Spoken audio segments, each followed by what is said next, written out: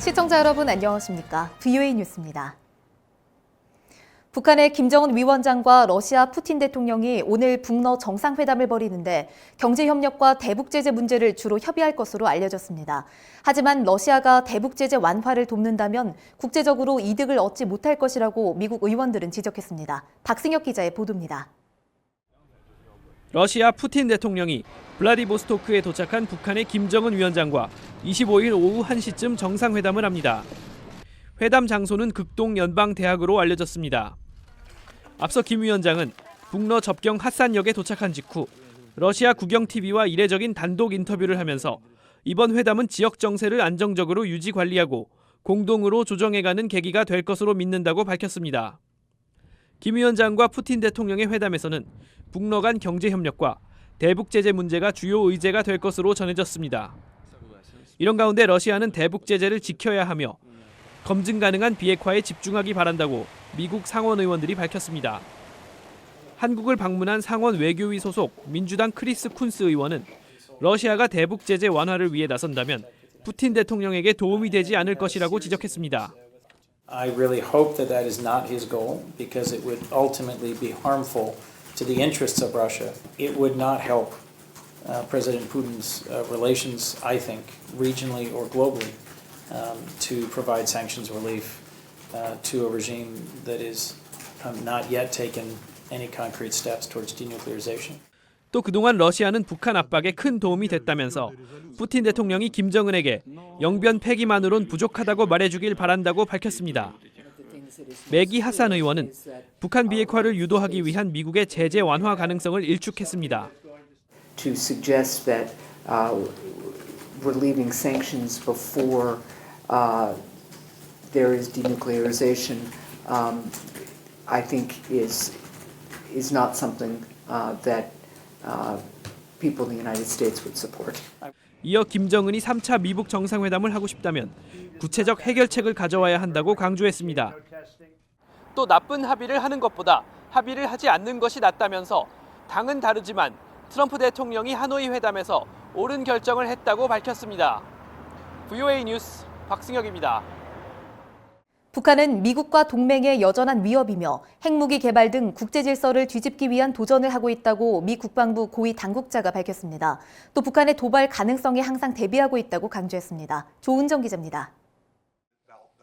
브루킹스 연구소가 주최한 토론회에 기조연설에 나선 데이빗 트라텐버그 미 국방부 정책부차관은 북한의 핵 개발에 따른 문제점을 지적했습니다. 2차 세계대전 이후 미국이 구축한 국제 질서에 북한이 도전하고 있다는 것입니다.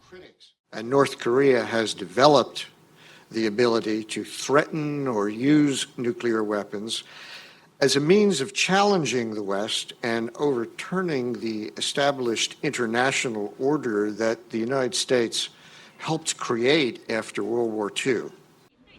트라텐버그 부차관은 또 중국과 러시아의 핵 위협도 지적하고 미국의 효과적인 핵 억지력 유지가 어느 때보다 중요하다면서 북한 비핵화 협상 결과와 관계없는 한국에 대한 핵 우산 제공을 강조했습니다.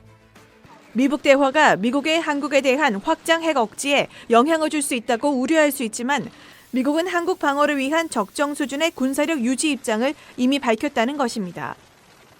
최근 신형 전술 유도 무기를 시험한 북한의 향후 도발 가능성에 대한 질문에는 외교에 신중한 희망을 걸고 있지만 경계를 늦추지 않고 있다고 밝혔습니다. While North Korea has refrained from nuclear tests and ballistic missile tests for quite some time, we certainly understand that the capabilities that North Korea possesses still exist. 일레인 번 전 국방부 핵 미사일 방어 부차관보 역시 북한과 협상을 벌이고 있는 상황에서도 억지력을 유지해야 한다고 강조했습니다. As a defense planner, I always am very appreciative of those who are working on the diplomatic side, who are working negotiations.